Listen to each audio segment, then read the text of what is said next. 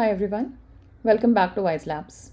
My name is Akanksha and I'm a senior software developer at Oracle with more than 10 years of experience building enterprise systems and working on production grade software. In this video, I want to explain semantic search in a simple but engineering focused way. Not just what it is, but why it exists, how it works, and why it became such an important part of modern AI systems. If you have heard about embeddings, vector search, or RAG, this video will help everything start to connect. Before we begin, if you find this useful, subscribe to WiseLabs for more AI engineering content and check the description for related videos and learning resources. Let's start with a core idea. Traditional search looks for word overlap. Semantic search looks for meaning. That difference sounds small, but it changes everything.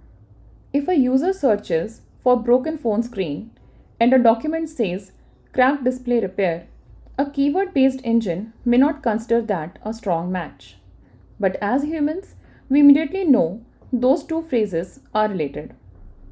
That is the problem semantic search solves.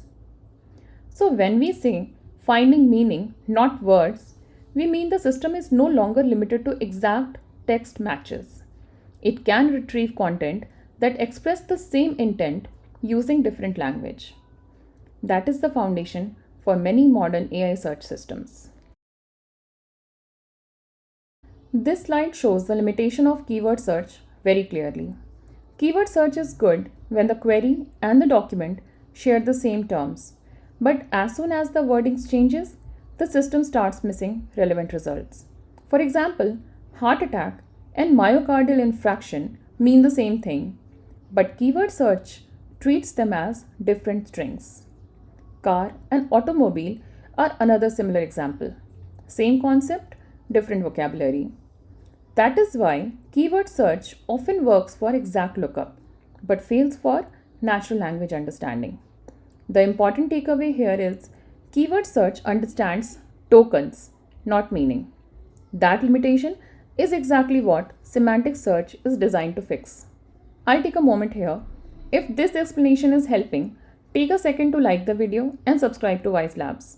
It helps the channel grow and tells YouTube that more engineering content like this is worth recommending. Now we get to the key idea behind semantic search. Text is converted into vectors, and those vectors live in a high dimensional space. Once that happens, similar meanings end up near each other in that space. So instead of asking, do these two texts share the same words? The system asks, are these two vectors close enough to each other? That is the mental model to keep in mind. You can think of it like this. Documents about mobile screen repair will cluster near one another, while documents about recipes or finance will be far away. The model does not store words as the final answer.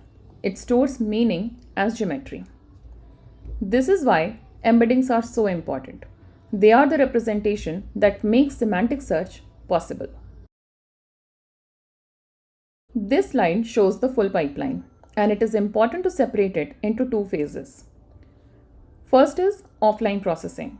Documents are collected, chunked, embedded, and stored in a vector database. This happens before the user even begins the searches. Then comes the online retrieval. A user submits a query, the query is converted into an embedding using the same model, and the system searches for the nearest vectors in the database. That is the search loop. Now, one important point here is that query and the documents must use the same embedding model. If they do not, then they are not being represented in the same vector space, and the similarity comparison becomes unreliable. So the core workflow is simple. Documents go in, embeddings are created, vectors are stored, and the queries are matched against those vectors later. At this point, we understand what semantic search is and how embeddings make it work. But one major question remains. How do we do this at scale when there are millions or even hundreds of millions of documents? That is where ANN search, hybrid retrieval, and re-ranking comes in. In part 2, we will move from concept to production. If you found this useful, subscribe to WiseLabs and watch the next video in the series. In part 2, we will cover approximate nearest neighbor search, hybrid search, re-ranking, and the practical limits of semantic search. Thank you for watching.